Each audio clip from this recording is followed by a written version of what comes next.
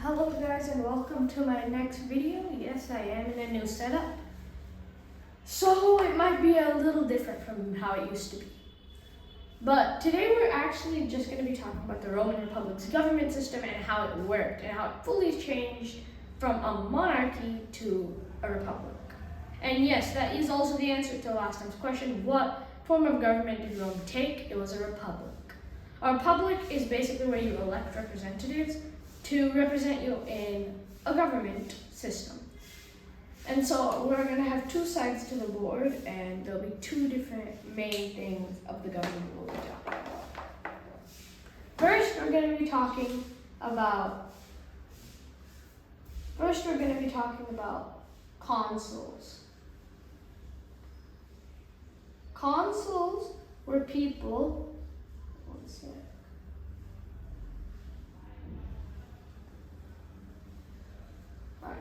Consuls were people who were voted into office by the people, so majority rules. And there were two consuls, and these two consuls would have a 1-year term to do pretty much as they can before they are replaced with new consuls. And consuls cannot run twice, so 1-year term and then you're done. And this is similar to how like America has a 4-year term and other countries have their terms. To limit the power and not make a dictatorship form. And so these consuls, this actually kind of created almost a competition scenario in Rome, as the consuls have 1 year to do something like really great. That way they can be remembered as a great consul. And so there tends to be a lot of quick trying to do good stuff as fast as possible to be almost become the best consul. And actually, it almost kind of branches into different little things. I should just push that chair away. And next we have Rex Sacrorum. Okay, so basically while I'm writing this, Rex Sacrorum basically had the duty, there we go. Okay, Rex Sacrorum had the duty of like talking to foreign people, almost like foreign policy things. And as well, mostly overseeing religious duties. And actually later there would be a different role for this actually, but we will talk about that later. Well, not in this video. And Rex Sacrorum, and these jobs usually fell to the king, but now since there's no king, you need different positions for different things. And then this line keeps going down to people who have less and less power. And next up,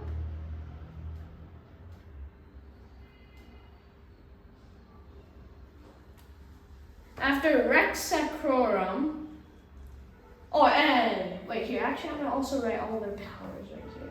So religious duties.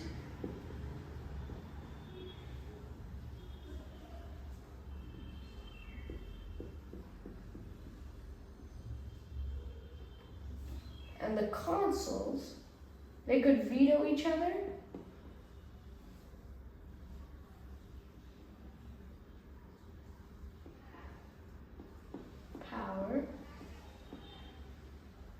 Laws, they created the laws. And finally, 1-year term. There we go. And now under Rex, actually it's not even really under it. We can actually do this.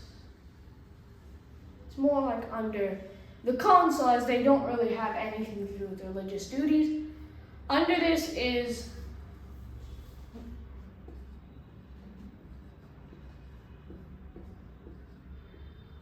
praetors or praetor. I'm just going to say praetor, but it could also be praetor. And after the praetor, there was a censor who took care of the Roman census. And census, we even use these today. Censuses are used to like calculate the population or food or gross income average of an average person and stuff like that. Those are all censuses. And so under the praetor, we have a censor who would conduct Roman censuses. So it's pretty cool that stuff we even use now came from so long ago. And this is like 500, 400 BCE when it first began. So that's really cool if you ask me.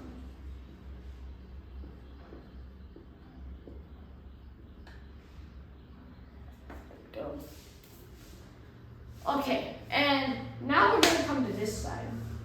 And now the consuls, we can actually draw a line between these two sides.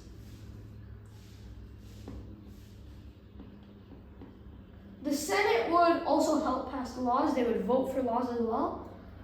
And they were also pretty much kind of like advisors to the consul. And actually before this, Tarquinius Superbus was killing senators a lot, as he wanted to be more and more less Senate and more king. And so there originally was 300 senators, and this kept dwindling.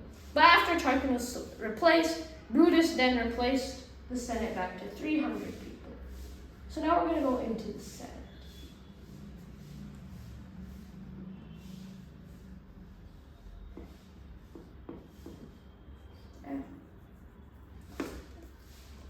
The Senate was replenished to 300 people, and it includes of two, and this is by Brutus, and this is not the Brutus that killed Julius Caesar. He's much later, just a different Brutus.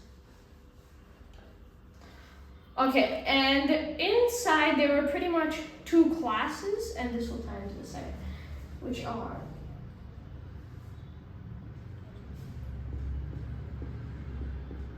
the patricians, who are basically the wealthier nobles, and the plebeians. I think I got that one. And the plebeians. Yes, I did. And Yes, I did. And basically, at the start, only patricians, the wealthy people, were allowed to hold office. But eventually, the plebeians, who were more like slaves, basically went on strike, and the patricians didn't want to do their own work, and so they're like, oh, fine, you guys can have office. But the thing is, the patricians were still given so much more power, as like,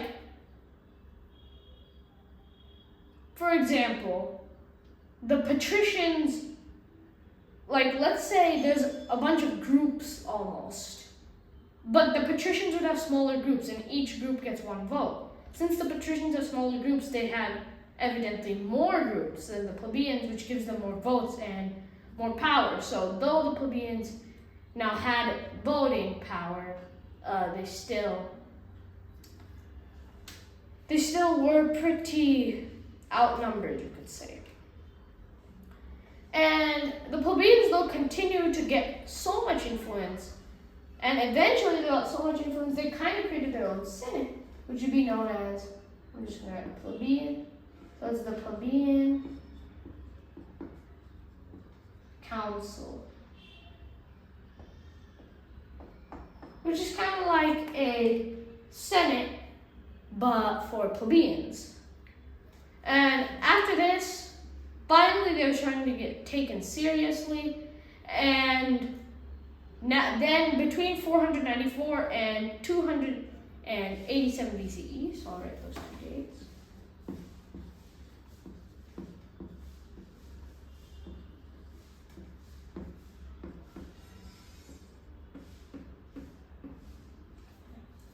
The plebeians were then finally able to go for higher offices, including praetor, censor, rexicorum, and consul.